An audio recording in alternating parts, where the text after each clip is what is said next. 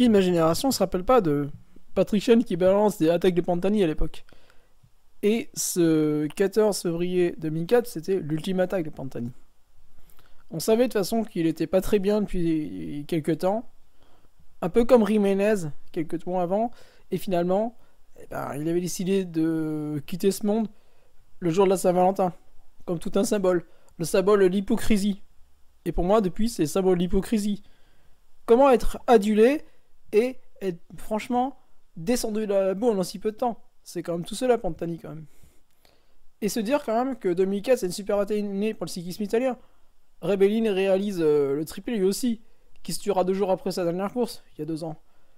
Cunego, à 23 ans, impose la nouvelle génération face à Simoni, l'ancienne génération, au sein de cette équipe Seiko qui avait pas tardé à disparaître d'ailleurs, pour devenir un homme prêt. Et cette ancienne génération, justement, qui allait payer les pots pétés, parce que, effectivement, tous leurs abus, Casagrande est battu par Basso, Basso qui est le second Tour de France, lui aussi un chargé notoire. Comment faire d'ailleurs, justement, oublier Marco Pantani? Marco Pantani, oui, il était chargé, mais c'était un mec qui était flamboyant.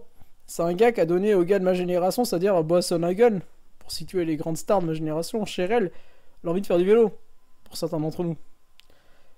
Et pourtant, en 2000, dernière victoire sur le Tour de France avant tout, il accepte pas justement d'être acheté par Armstrong. Et Armstrong va lui faire payer dans les étapes suivantes. Tout comme Simeoni, qui est un de ses meilleurs amis. Simeoni, comme il le dit, Marco, on l'a tué 2 fois, en 99 et en 2004. Puisque Armstrong, il se lance comme à la poursuite de Simeoni, parce que Simeoni, lui, a avoué qu'il s'était chargé. Autrement, Armstrong. Armstrong, pour moi, franchement, c'est vraiment... C'est pas le cycliste de renouveau, c'est un vieux connard, c'est un connard. Certes, on peut lui pardonner maintenant, mais c'est un connard quand même qui aurait pu gagner le Tour de France par ses propres moyens, mais qui a mis toute cette génération à lui tout seul. Alors que Pantani, il a quand même gagné Baby Giro, c'est un super coureur, mais qui est déjà marqué par la malchance. En fait, Pantani, il débute quasiment le cyclisme, il se prend déjà un camion. Il se pète plusieurs fois la tronche.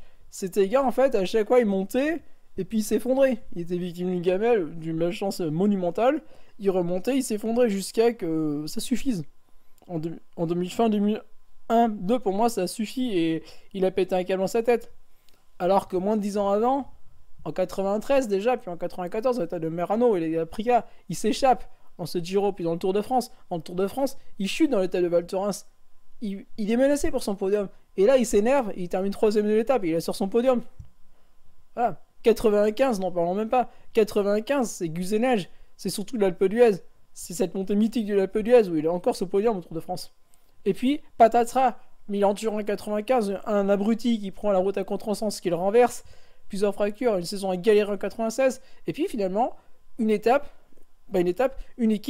montée par un ancien coureur, donc la marque Etaneano, autour de lui. Tout comme justement, c'est autour de Cipollini, et Cipollini, contrairement à ce qu'on dit, c'était un de ses meilleurs amis. Voilà. En dehors du peloton. Ils étaient rivaux, mais amis. Voilà. Tout comme Virenque. Et Virenque, justement, avec Pantani, 97, c'est aussi le Tour de France. C'est de nouveau l'Alpe d'Huez. Et l'Alpe d'Huez, c'est préfigure, justement, en 1998, qui sera vraiment son année. Ce Giro. Puis surtout, le Tour de France. Le Tour de France, je sais pas si vous vous en rappelez, l'étape du Galibier et l'étape des Deux Alpes, franchement, il humilie littéralement Ulrich. Il le défonce et il va gagner ce Tour de France avec une aisance qu'on lui connaissait pas. Puis finalement, ce Tour d'Italie 1999, où il semble aussi tout dominer, et puis patatras, il se fait choper parce qu'il faut une victime expiatoire pour lancer ce nouveau cyclisme lancé justement par Armstrong. Et donc on vire Pantani comme une grosse merde. C'est sa première mort.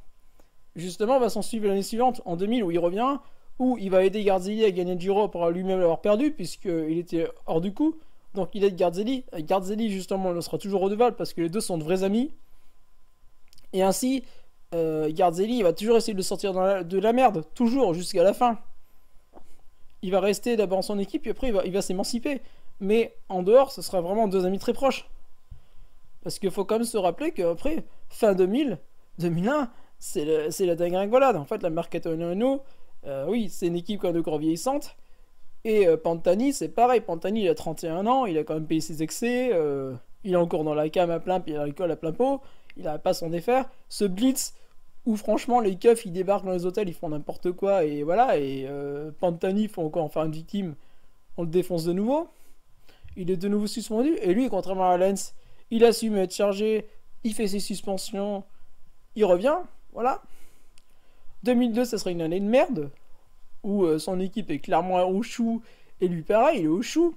Et puis finalement, arrive 2003, où son ami justement Garzili essaie de le remotiver aussi. Où ils essaient de se remotiver un peu. Voilà. Et on le voit sur Giro. On le revoit de nouveau, flamboyant, attaquant, à l'aise en montagne.